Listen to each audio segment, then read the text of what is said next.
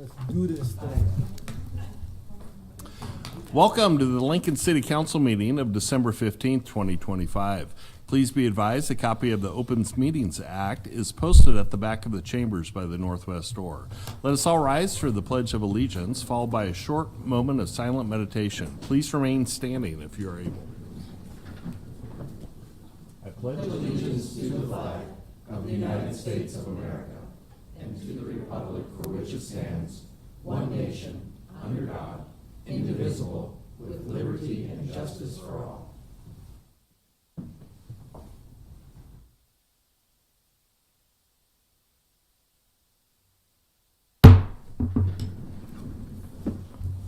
The order of business of the City Council is as follows. The clerk will call items listed on the agenda. Under public hearing, anyone wishing to speak on an item must first register and sign in at the table located in the lobby. The council shall require any member of the public addressing the council to identify themselves, the name of any organization represented by such person, and their address, unless the address requirement is waived to protect the security of the individual. Each speaker should state whether they are speaking in favor of or in opposition to the item. Testimony is limited to 5 minutes per speaker. Anyone wishing to speak on an agenda item shall come forward after the clerk reads that item and the applicant has presented. After public comments, the applicant may make one short rebuttal. After all public hearings, the council will vote on resolutions and items listed under third reading. On the second and last Mondays of the month, immediately prior to adjournment, anyone may speak on any issue not on the agenda for that date, nor planned for a future agenda. We ask that all speakers strive for civility and allow the business of council to proceed unimpeded. Will the clerk please call the first item of business? Our first item of business today is a reminder that due to the Christmas and New Year holiday, City Council will not meet on December 22nd and December 29th. Next then would be our consent agenda, sections 1, 2, and sections 3. All right, is there any presentations on the consent agenda? Welcome. Good evening, council members. My name is Kim Morrow. I'm with the mayor's office, and I'm here to present to you someone who is a very familiar face, I hope, Donna Garden. The mayor's office is nominating her to be appointed to the LES board. She's a candidate who really needs no introduction, but she did work for the city for 11 years as our assistant director of transportation and utilities, in charge of utilities, and she just retired in May of this year. Before that, she worked with the state of Nebraska and was also very involved in managing utilities. So we're really excited that her experience in managing municipal utilities will translate very nicely to her service on the LES board with our electric utility. So we are thrilled to present her as a candidate to you. Great. Welcome. Good evening. Good evening, everyone. It's really good to see you again. It's been a while since I've been here. I'm truly honored to be nominated for this position on the LES Administrative Board. I'm grateful for the mayor's confidence and another opportunity to work for the city in a different capacity than I was before. I've got over 2 decades of experience with utilities. I know the challenges that they face, and I very much appreciate the importance of affordable, reliable, sustainable public utilities. I have experience with financial aspects of it. I've done budgeting both in operations and capital improvement, and the planning, short-term and long-term planning for utilities. And of course, maintaining a workforce that provides that high-quality service for everyone. LES has a well-earned reputation for excellence, and I hope to continue that. And thank you for your consideration tonight. Council, any questions today? No. Chair, I have no questions, but I do have some thanks. Ms. Garden, thank you so much for your willingness to continue to serve Lincoln. It's been a while since we wished you a fond farewell, and it's good to see you back. Thank you. Thank you. Appreciate it. Council. Hey, Donna, I just wanted to say it's good to see you again. You'll always have a special place in my heart because I remember when I first got elected, you gave me a little bit of a tour of places and you explained things in a very easy to understand way for someone that was new to city government. And that was definitely a skill and a strength of yours. So I'm excited that you're going to still be continuing to serve the community. So thank you so much. Thank you. All right. Thank you. Appreciate it. Thank you very much. Siri. Any other presentations on consent agenda items? If so, please come forward now. Is there any member of the public that would like to comment on consent agenda items? If so, please come forward now. Seeing none, we can proceed. We can now vote on these items. I'll call item 1A, appointing Donna Garden to the Lincoln Electric System Administrative Board for a term set to expire December 31st, 2028, introduced by Duden. So moved. Second. Second by Schob. Discussion? Please call the roll. Weber, Yes. Bowers, Yes. Washington, Yes. Schob, Yes. Beckius, Yes. Carlson. Yes. Motion carried 6-0. Item 1B is reappointing Eric Schaefer and Kate Bowles to the Lincoln Electric System Administrative Board for terms set to expire December 31st, 2028, introduced by Duden. So moved. Second. That was Beckius with the motion and Schob with the second. Any discussion? Seeing none, please call the roll. Bowers, Yes. Washington, Yes. Schob, Yes. Beckius, Yes. Weber, Yes. Carlson. Yes. Motion carried 6-0. Item 1C is reappointing Kim Morrow to the District Energy Corporation for a term set to expire December 31st, 2027, introduced by Duden. So moved. Beckius. Second. Second, Schob. Any discussion? Seeing none, please call the roll. Schob, Yes. Washington, Yes. Weber, Yes. Bowers, Yes. Beckius, Yes. Carlson. Yes. Motion carried 6-0. Item 1D is reappointing Gail Perry and Kathy Campbell to the Charter Revision Commission for terms set to expire July 15th, 2029, introduced by Duden. So moved. Washington? Washington. Second by Beckius. Discussion? Seeing none, please call the roll. Weber, Yes. Bowers, Yes. Washington, Yes. Schob, Yes. Beckius, Yes. Carlson. Yes. Motion carried 6-0. Item 1E is reappointing Ingrid Kurse to the Keno Human Services Board for a term set to expire December 31st, 2028, introduced by Duden. So moved. Washington? Second. Second, Beckius. Discussion? Seeing none, please call the roll. Bowers, Yes. Washington, Yes. Schob, Yes. Beckius, Yes. Weber, Yes. Carlson. Yes. Motion carried 6-0. Item 1F is approving the supplemental agreement between the City of Lincoln and Nebraska Department of Transportation for the 84th Street and US Highway 6, Cornhusker Highway, intersection safety project, introduced by Duden. So moved. Washington? Second. Second, Beckius. Discussion? Seeing none, please call the roll. Schob, Yes. Washington, Yes. Weber, Yes. Bowers, Yes. Beckius, Yes. Carlson. Yes. Motion carried 6-0. Item 1G is approving a professional services agreement, supplement number 1, between the City of Lincoln and Alfred Benish and Company to add construction engineering service for a street paving rehab project at Adams Street, 36th to 49th Street, introduced by Duden. So moved. Beckius. Second. Second, Schob. Discussion? Seeing none, please call the roll. Weber, Yes. Bowers, Yes. Washington, Yes. Schob, Yes. Beckius, Yes. Carlson. Yes. Motion carried 6-0. Item 1H is approving the on-call professional services task order agreement between the City of Lincoln and Speece Lewis Engineers LLC and Bowen Company to provide preliminary engineering services for the 27th Street Bridge south of Rokeby Road, introduced by Duden. So moved. Beckius. Second? Second by Washington. Discussion? Seeing none, please call the roll. Weber, Yes. Bowers, Yes. Washington, Yes. Schob, Yes. Beckius, Yes. Carlson. Yes. Motion carried 6-0.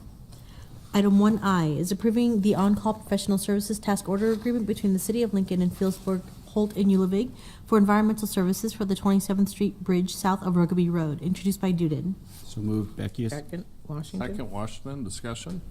Seeing none, please call the roll. Bowers, Yes. Washington, Yes. Schob, Yes. Beckius, Yes. Weber, Yes. Carlson. Yes. Motion carried 6-0. Okay. Items 2A through 2E were introduced by Schob. So moved. Second. Second, Beckius. Discussion? Seeing none, please call the roll. Beckius, Yes. Weber, Yes. Bowers, Yes. Washington, Yes. Schob, Yes. Carlson. Yes. Motion carried 6-0. Nailed it. That concludes the consent agenda. We shall move on to section 4, public hearing liquor resolutions. I'll call item 4A and B together. Item 4A and B is application of MCO LLC doing business as Casa Bovina and the Mercado for the Class CK liquor license located at 4841 North 84th Street and the related manager application of Shane Peed.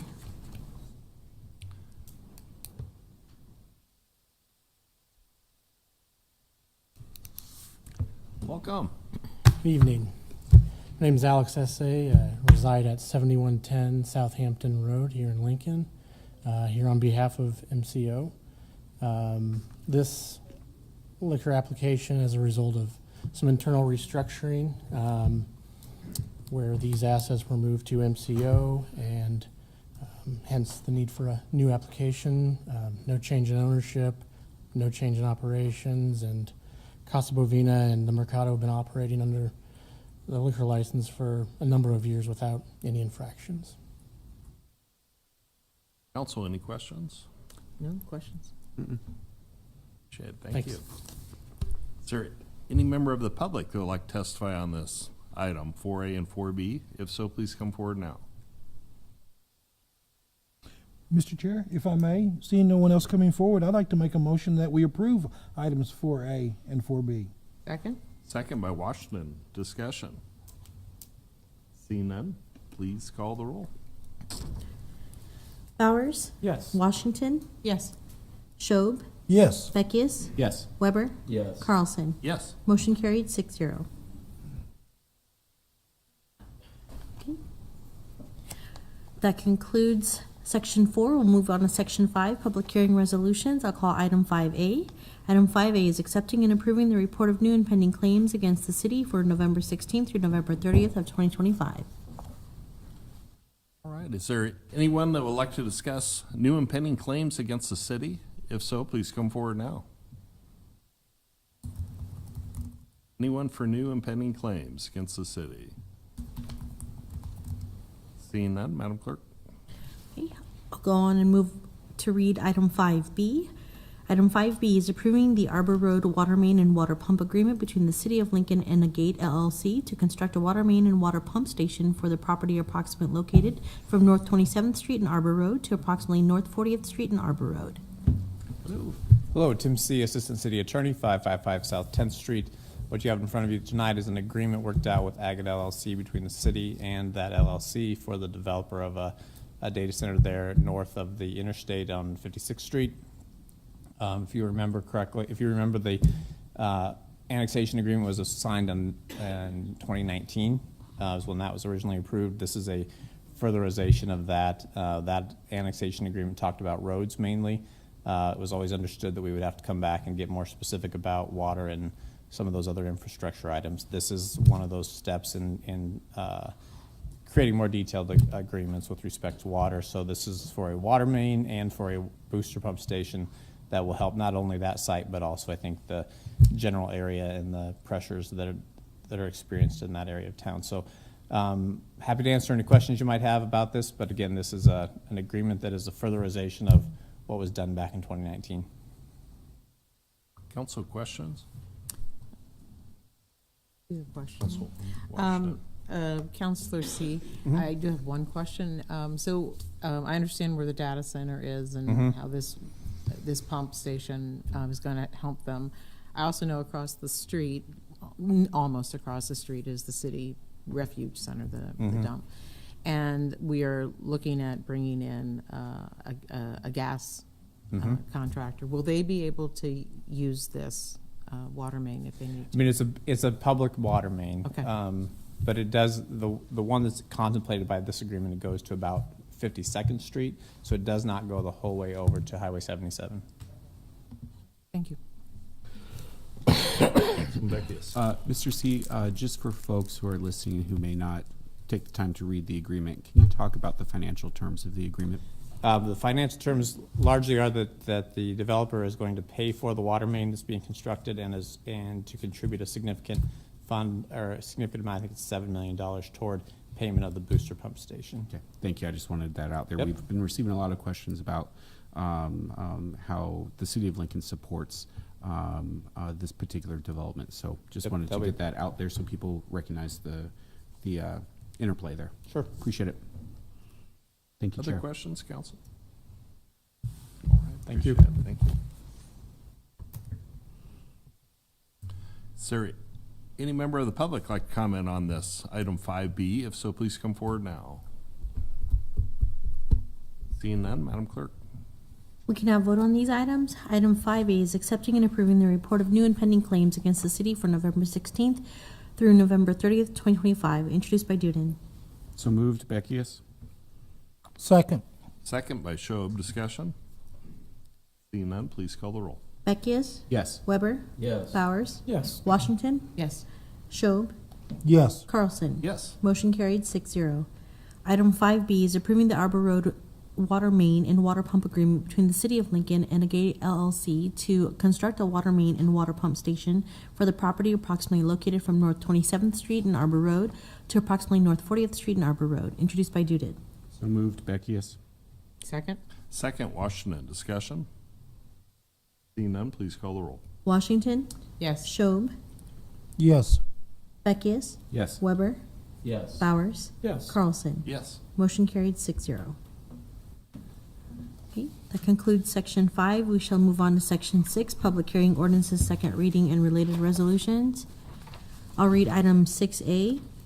Item 6A is amending Lincoln Municipal Code section 2.62.020 definitions and sections 2.65.020 definitions to add back reference to federal regulation that was previously deleted by amending section 2.76.010 purposes of rules to replace layoff with reduction in force, by amending section 2.76.040 definitions to replace the definition for layoff with the definition for reduction in force, by amending section 27.76.100 classification plan, administration to replace layoff with reduction in force and to change human resources director references to director, by amending section 2.76.145 compensation plan, merit pay plan, administration and requirements for advancement to rename the section compensation plan, merit pay plan, requirements for advancement, permanent pay increases for exceptional service, and to change human resources director reference to director by amending section 2.76.150 compensation plan, merit pay plan, pay increases for exceptional service to rename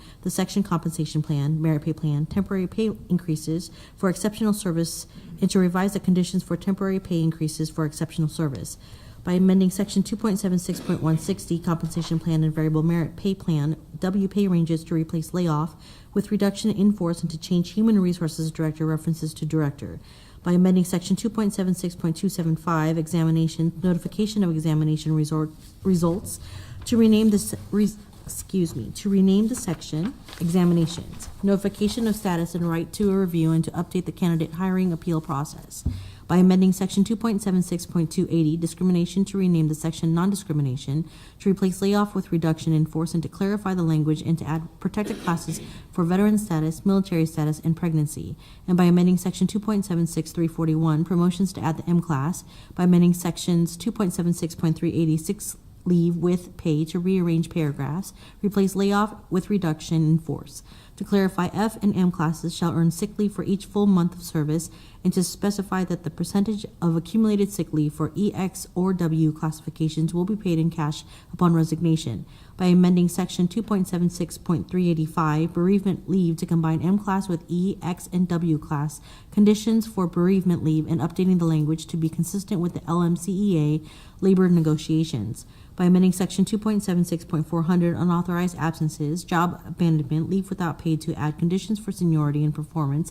eligibility during unpaid leave, by repealing section 2.76430 leaves of absence, length of service, by amending section 2.76.435 resignation to update the language to reflect the current practice, by amending section 2.76460 demotion to replace layoff with reduction in force, by amending section 2.76470 reduction in force and layoff to replace layoff with reduction to in force, and to update the language to align within the HR policy bulletin.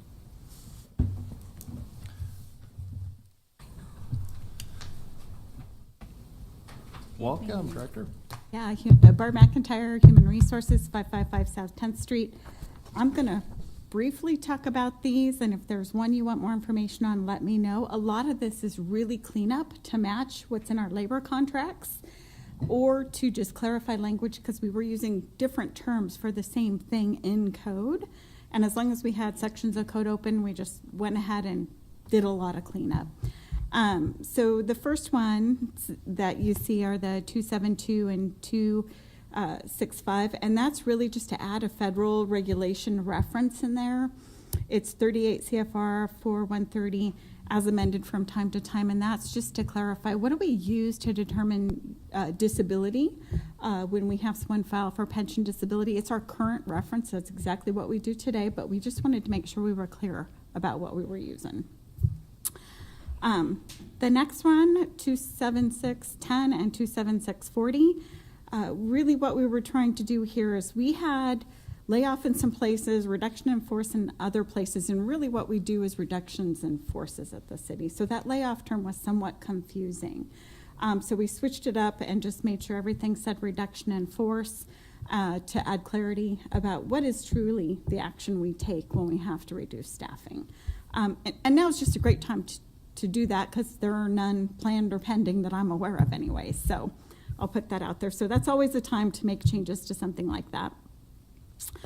276145, this is really, we needed to add the IMS into this language to be able to get permanent pay increases for exceptional service. As long as we were doing that, we listed everything in alphabetical order and added in the IMS. So this is a bonus to them. It's in their contract, but then we also duplicate that into code language. So that's what we did there. Same thing with 276150. Those are the temporary pay increases added in IMS and again alphabetized. And as I go through, if you have questions on any of this, I can pause and you can let me know. 276160, again, in some places I'm called director, in some places in code I'm called the human resources director. So we just went with director because our other directors are called agency heads in this code. So since the language was clear and that's what's in definitions, we just tried to use what was in definitions. And then again, we amended to that reduction in force language to say reduction in force instead of layoff. 276275, examinations and status and rates to review. This one, what we really did is we write this to match our selection process. So if you feel that through a selection process, you want that process reviewed, you can appeal that selection process to me. I will then appeal it. There was no right to appeal before in this, but we do feel there should be a right to appeal a selection decision. So this is extending a new appeal process in that I think is really important if you feel that through the selection process, so you have 10 calendar days after you've been given notice if you weren't selected to appeal that to me for me to review the decision. So that's what that's doing. So that I just want to point out again as something new, not necessarily cleanup. 276280, this was discrimination. Well, we don't want to discriminate, so we relabeled it to non-discrimination, which is more applicable term to what we want. And then we added in, it hadn't been revisited in a long time, and through different laws and regulations, we now have pregnancy, military status, veteran status, but we also thought, let's make this language evergreen because we know in the future more things are going to be protected. So it says, including but not limited to in that language now, so as other things or statuses become protected statuses an employer or candidate might have, our code is applicable. So that's what that's doing. And then B,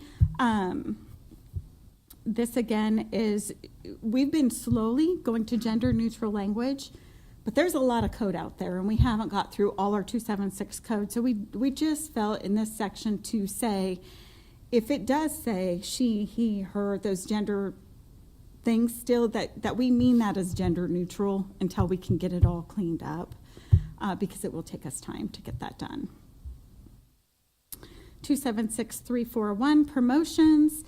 Again, we're adding M's to make sure that we clarify when you get promoted, you serve a 6-month promotion probation. So that's added in here in clarity. 276470, reduction in force. Again, it's cleaning this up and really getting rid of that layoff language because we don't use it, and using maybe more common words we would use associated with that today, getting rid of some older language that wasn't as clear.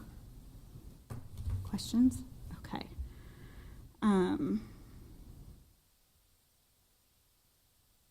me see what I haven't talked about. 276380, sick leave with pay. We added the A's, C's, and F's in there, just language that matches their contract. Bereavement leave, we updated that. For the M, P's, and N's group, the in through contract negotiations got more than they had previously. So that was something to match the contract. 276400, authorized leave, job abandonment, leave of absence. We had one little section, it kind of talks about all of that together, but we had this one little section, 276400, which talked about if you had a leave of absence longer than 30 consecutive calendar days, we would adjust your seniority date if it wasn't something that was protected leave. And it was a weird, no one could ever find it, so we just put it all together because it belongs all together. So that was just, and then we will be deleting 276430 because now it's in 276400. This is another clarity. It matches our process. It's 276435. Employees are expected to work through their resignation notice, and they're expected to usually give a 2-week notice of resignation, but there are instances where that cannot happen for really valid things. And so we wanted to put that expectation in code, but then also say the director, or the department head or director can make an exception to that 2-week notice when it's in the best interest of the city, because there are times it just really is that we really want to make an exception. So that's really clarifying a practice we had in place. I'm going to stop there. Those are the biggies. Any questions on any of it? Council, what questions do we have? I have no questions. It seems like a really thorough cleanup. Any other questions? No? All right, I appreciate won't go it. far. I got the next couple too. That's right, thank you. Is there any member of the public that would like to comment on this, item 6A? If so, please come forward now. Seeing none, Madam Clerk. I'll call item 6B, amending the pay schedule for employee group whose classification is assigned to the pay range which is prefixed by the letter C by changing pay range for class 3140 police record supervisor from C26 to C28. Yeah, several years ago, we changed the pay for our police records technician. And when we did that, we caused a lot of compression for our supervisors. And so this is really cleaning that up, cleaning up the compression we created. It impacts 4 employees. There's a cost of $9,500. Chief Morrow did bring this forward to us as a request for us to take a look at it. So we went ahead and feel that this is an appropriate move to move them from a C26 to a C28. And we are requesting that consideration. Council, any questions on this? No. Is there any member of the public like to comment on this? If so, please come forward now. Seeing none, Madam Clerk. I'll call item 6C, amending the pay schedule for the employee group whose classifications are assigned to the pay range prefixed by the letter N by deleting the classification for gatehouse attendant 1. We brought in front of you a customer service for solid waste. And now that we have that classification created and our waiting period's over, we've moved the employees into that classification, the new one we created for them. So this is just a cleanup to remove this prior one that will no longer be used. All right, Council, any questions on that? Is there any member of the public like to comment on 6C? Seeing none, Madam Clerk. I'll call item 6D, authorizing the issuance of tax-supported lease rental revenue bonds for the Lincoln-Lancaster County Public Building Commission not to exceed $19,200,000.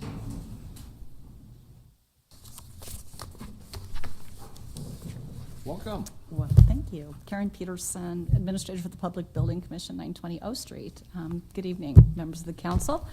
We have today a resolution that is the means to fund the public building parking garage expansion on Block 101, which is bordered by K and L and 9th and 10th Street.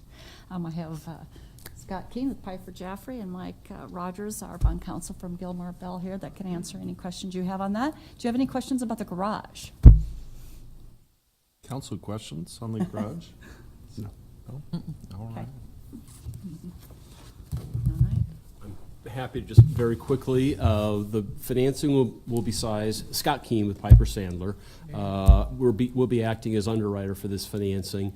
The bond issue will be sized to finance approximately $18,350,000 to help construct the project. The Public Building Commission will be contributing approximately $1.5 million to finish that project. The bond resolution was approved by the Public Building Commission at their meeting in November. It had a not-to-exceed par amount of $19.2 million, an underwriter's discount not to exceed 1%, final maturity not later than December of 2046, and a true interest cost not to exceed 5%. In today's market, we're at around 3.9% right now, so much better than the maximum allowable. On a preliminary basis, our goal is to be shipping documents to the rating agency later this month, request that rating by the middle of January, get to market later in January, and deliver the funds early in February. With that, I'm happy to answer any questions you might have on the financing. All right. Council, any questions on the financing? Appreciate it. Thank you. My turn, or so the ordinance is simply approving the financing by the Public Building Commission, and also approving amendments to the ground lease and lease agreements that the city has entered into with the Public Building Commission. The county has a similar counterpart that it will approve in January to obligate the county under a lease agreement, and that's really to obligate the city and the county if the Public Building Commission's tax levy isn't enough to cover the debt service payments on the bonds, then the city and the county are obligated, and that helps get the Public Building Commission its AAA bond rating so that it can have the lowest borrowing cost possible for this project. Thank you, Chair Carlson. Thank you. Karen, quick question for you. Can you talk about how we anticipate these bonds being paid off over time? Absolutely. I think this is a really favorable time to be issuing this bonds. We have paid off one bond series last year. We've got another one that's going to be completely paid off this year. So it really kind of takes our debt service when we add this into where we were maybe 3.5 years ago. So we do issue levy, and levy is to make certain that we have the ability to pay off our bond payments. And we've worked those numbers out.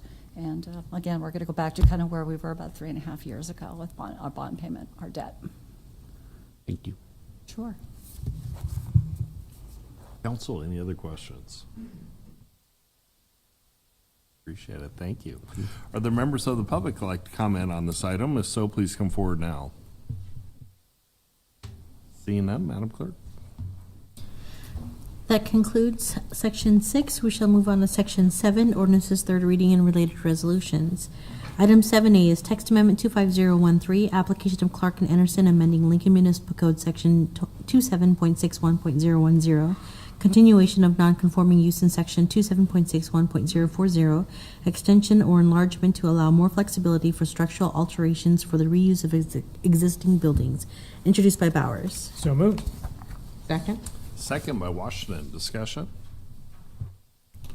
Seeing none, please call the roll. Bowers. Yes. Washington. Yes. Schob. Yes. Beckius. Yes. Weber. Yes. Carlson. Yes. Motion carried 6-0.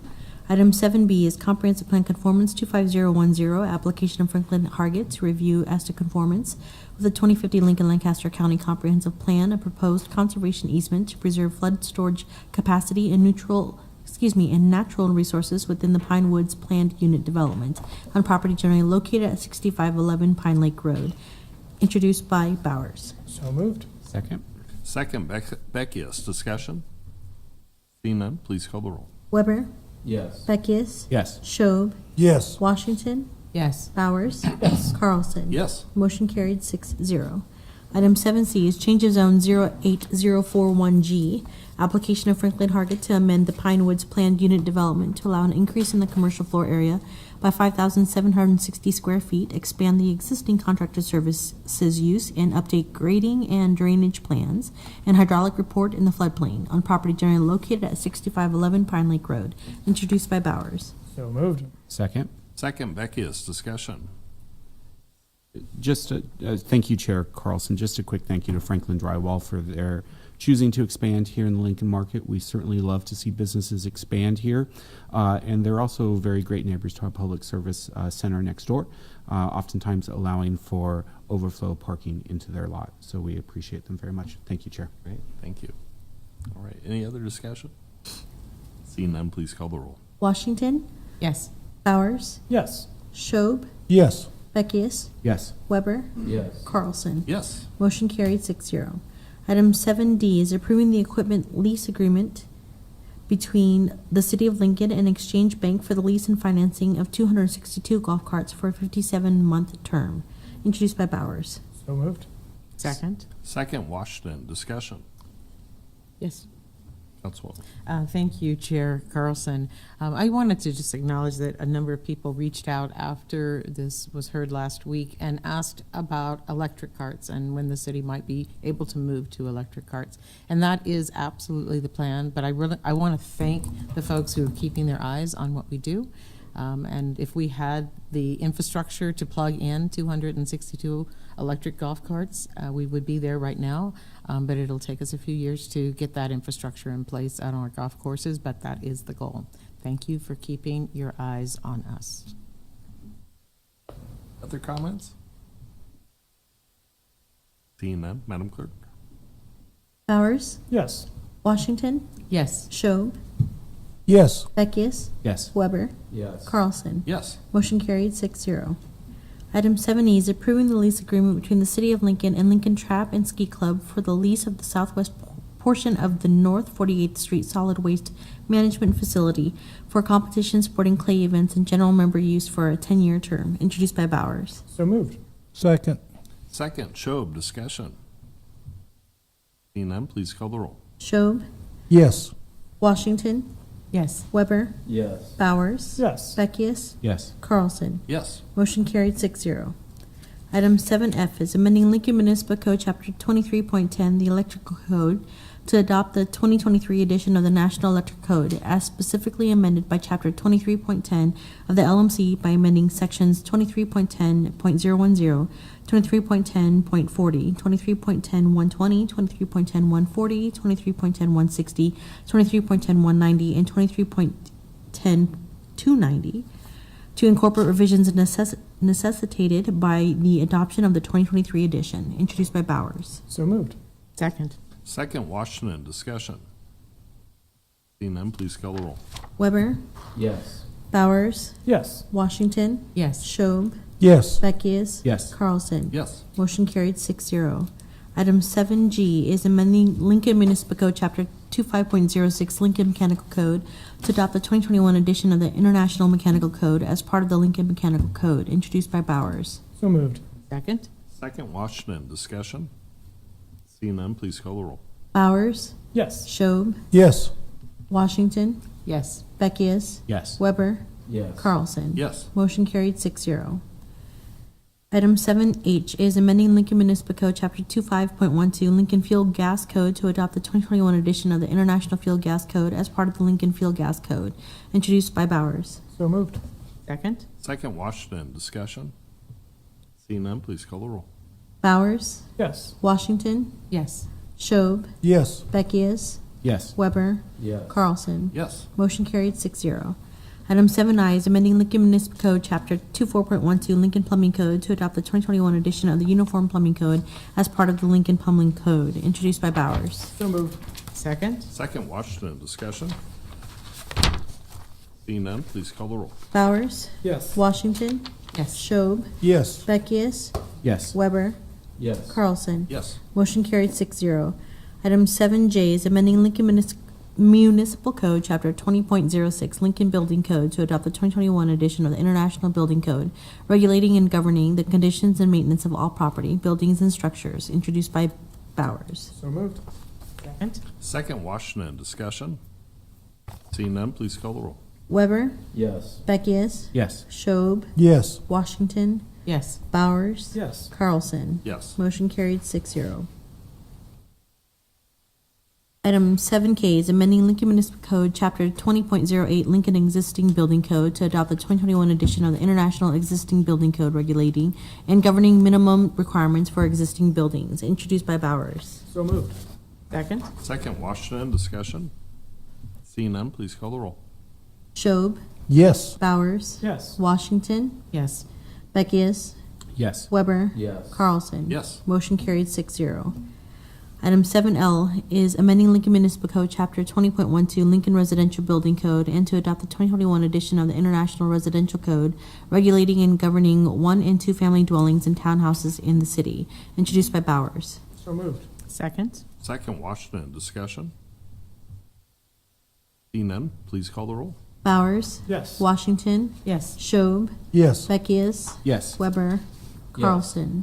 Yes. Motion carried 6-0. Item 7M is amending Lincoln Municipal Code, Chapter 19.03 Fire Code, to adopt the provisions of the 2021 edition of the International Fire Code, introduced by Bowers. So moved. Second? Second, Washington, discussion. Seeing none, please call the roll.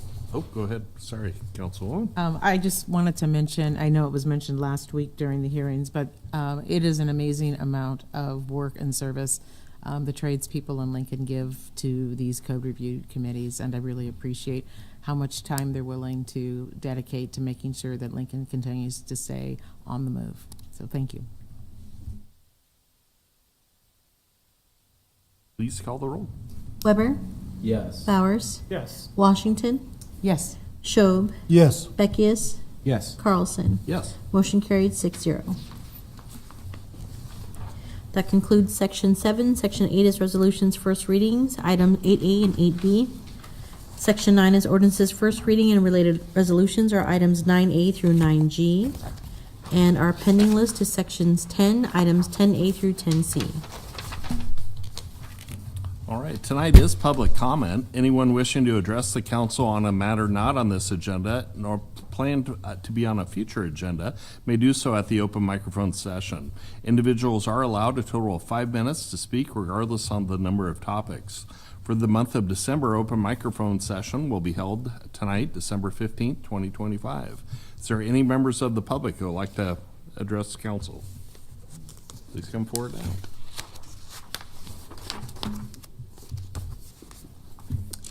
Welcome. Good evening. Thank you for having me speak. My name's Ellie Palmer. I live at 1615 South 6th Street here in Lincoln, and I represent the youth of the near South neighborhood. I've been a teacher for over 40 years, and I wish to report some recent experiences I've had with our South Branch Library. I would hope this report will inspire you to serve further and protect our young readers. On Saturday, December 6th, my 12-year-old granddaughter visited the South Branch at Lincoln City Library of Lincoln City Libraries with a friend of the family. She'd previously found out at Park Middle School that the last 2 books in a series she'd been exposed to there were available not at the school, but only at the library. This is one of those last 2 books of the series. It's a volume 5 of Heartstopper. It's by Alice Oseman. When my granddaughter brought it home, I was intrigued by the cover, which leaves much to the imagination. It seemed to be a large male figure embracing a smaller male figure, maybe a child. I opened it, and I can only say that if my granddaughter were queer, this book would have been insulting to her. There are an average of 10 words per page. Many of the words are merely the sound effects of sexual activity. The remaining pages go nowhere in terms of plot or character development. They don't go anywhere like good literature does. They do, however, promote promiscuity, alcohol consumption, a demonization of Christianity, and degradation of parents. Character development and growth is non-existent. Suspense and the motivation for reading further is only because of the character's lust for sexual intercourse.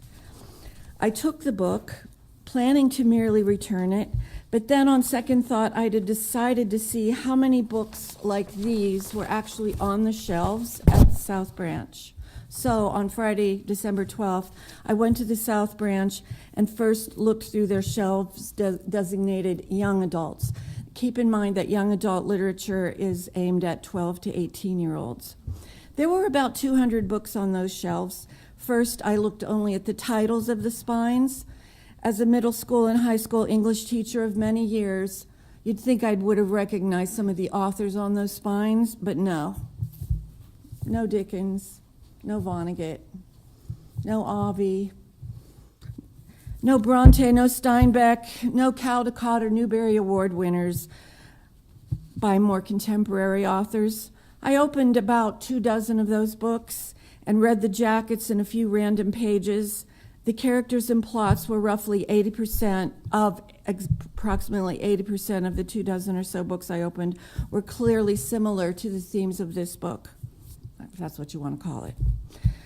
I spoke with the two librarians at the front desk about the contents of their shelves, and their excuse for not having a variety of literature was because they were a small branch. No, nonsense. The other excuse was that they wanted to reach a diverse group of children. No. There are lots of children in that neighborhood that can read and that are ready to take on the true care. What's literature for? You know, it's to inspire and to have your character grow. I also have here a list of 57 important young adult books that I've gathered over my career, also from fellow teachers and my high school students, that their fond remembrances of reading when they were younger. These books include characters of various ethnicities, various backgrounds, but the characters' challenges can be universally understood by all young people. Unlike this book, however, these challenges are overcome through patience, resilience, generosity, gratitude, self-sacrifice. And that is 5 minutes if you want to wrap up your comments, please. I ask that the council aid me in my further investigation of the rest of city libraries. I ask that pornography like this be removed from young adult shelves, and that more books that help mold upright character be made readily available to the youth of my neighborhood. Thank you. Is there anyone else from the public who would like to comment? If so, please come forward now. Welcome. Thank you. I guess I have the clock here. That's so, right. So, yeah, if you want to start just with your name and address. And then, I'll try to respect that. Many of you I know, I appreciate your time. My name is Lincoln Zier, and I represent the members of the Lincoln Independent Business Association. Appreciate the opportunity to testify today. On behalf of more than 900 members and leaders in the city of Lincoln. Since being founded 45 years ago, LIBA has championed transparency and accountability in government while promoting free enterprise and the interest of local and small businesses, which is what we're doing today. In my testimony today, I'm conveying the concerns that were raised by LIBA members and regarding the city's recent contracting practices, particularly with respect to the award of the Project O Street to Hawkins. The concerns that we have focus not necessarily on the individual outcomes, but on perceived patterns that undermine both fiscal responsibility, take that as you will, responsible use of taxpayers' dollars, but also fair and transparent competition. In addition to our own members, we have received communications from the community. Most of those relate to the integrity and support for qualified local businesses, and we want to highlight several additional issues that impact fairness and accountability. We have obviously no interest in the outcome, but I want to go on record as making sure that you understand that we have heard directly from bidders on city projects. Number one, they fear that challenging outcomes will jeopardize equitable consideration on future projects. Number two, there's a perception that at times the award of projects is predetermined, making the outcome and the process of bidding futile. Number three, scoring lacks consistency and transparency, leaving bidders frustrated and uncertain about the entire process. Bidders are questioning whether it's worth considering to bid on city projects.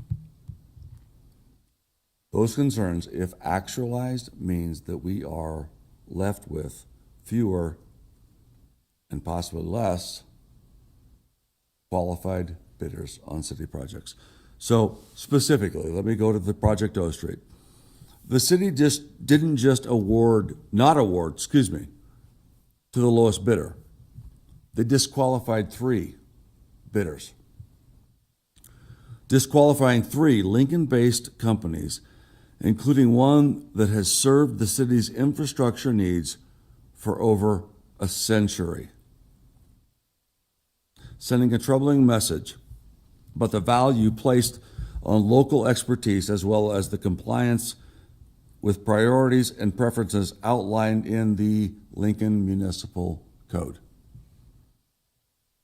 The result of that is the award of a contract that is $4.3 million higher than the lowest bidder, to an Omaha-based contractor that pays no property taxes in Lincoln, no employees in Lincoln, and pays little to no sales tax in Lincoln because their preferred vendors are in Omaha.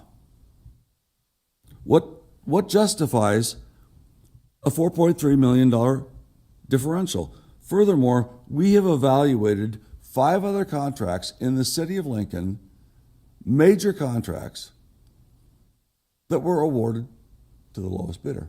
Not a single one of them, not a single one of those contracts disqualified a bidder.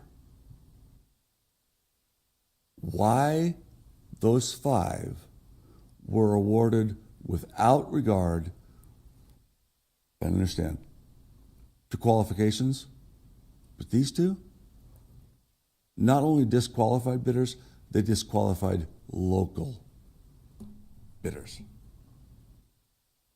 If we want to be a stepsister to Omaha, keep going. That's the direction we're going. If we want to be a stepsister to Omaha, keep going. Because you have just disqualified a lot of local contractors from being successful in this city. I appreciate your time. I truly do. Many of you I know, and I'm seeing smiles, and I appreciate it. I do. I appreciate your time. Thank you very much. Appreciate it. Thank you. Yes. Are there other members of the public that would like to comment? If so, please come forward now. Any other members of the public? Seeing no one else coming forward, Chair Carlson, I would move adjournment. Second. Second, Washington discussion. All in favor, say aye. Aye. Aye. Opposed? We are adjourned. Thank you all.